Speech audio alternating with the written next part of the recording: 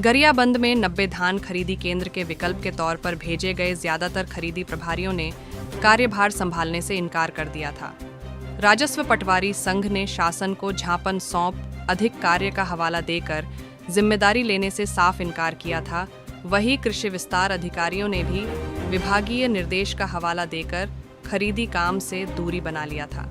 लेकिन आधी रात शासन धान खरीदी योजना को अनिवार्य सेवा घोषित करने एस्मा लागू किया, जिसके बाद आधी अधूरी तैयारी के बीच आनन फानन में आज खरीदी प्रक्रिया आरंभ किया गया है।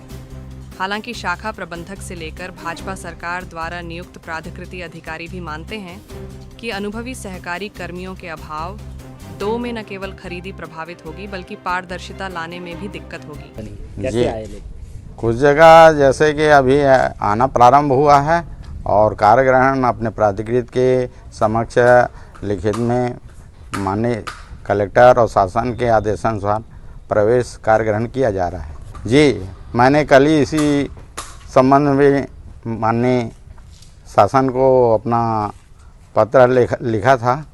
तत्संबंध में अभी तक प्रभार जो समिति कार्यरत प्रभारी है प्राधिकृत को नहीं सौंपा है, इसलिए काम प्रभावित होने की संभावना बनी हुई है।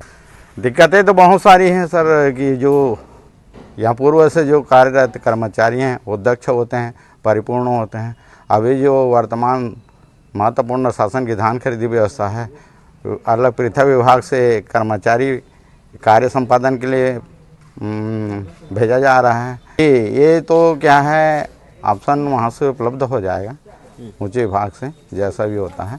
तो ये तकनीकी समस्या नहीं आएगी जहाँ तक पारदर्शिता हो। इसलिए जो कुशल कर्मचारी समिति के हैं उनके अभाव में या उनके अनुपस्थित में पारदर्शिता पूर्वक कार्य किया जाना असंभव सा है। यहाँ पर संस्था के कर्मचारी हड़ताल पे जाने पर धान खरीदी में सारी समस्या का समाधान नहीं हो पाएगा। इसमें हम लोगों को बहुत सारी अड़चनें आएंगी, क्योंकि वो लोग सब पूरा टोटल ट्रेन वाले हैं और अभी हम नए नए कर्मचारी को यहाँ पर भेजा गया है।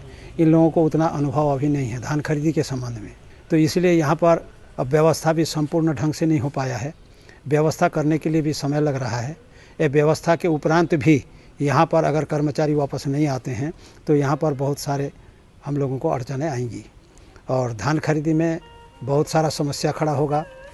उसमें सबको तकलीफ़ होगा, कर्मचारी को भी होगा, किसान को भी होगा और जितने भी हैं। और जो आप अभी बता रहे थे कि कर्मचारी नहीं आने से क्या होगा, कर्मचारी नहीं आने से बस वही समस्या हमको खड़ा होगा। और कर्मचारी का जो मांग है उसके लिए संबंध में भी आपने पूछा था, तो कर्मचारी का मांग ऐसे तो जायज़ भी है और सबको संभव नहीं है, लेकिन मेरा सोच है कि शासन को कुछ तो इनको आश्वासन दे करके और इनको संस्था में वापस भेजना चाहिए ताकि कार्य सुचारू रूप से चल सके।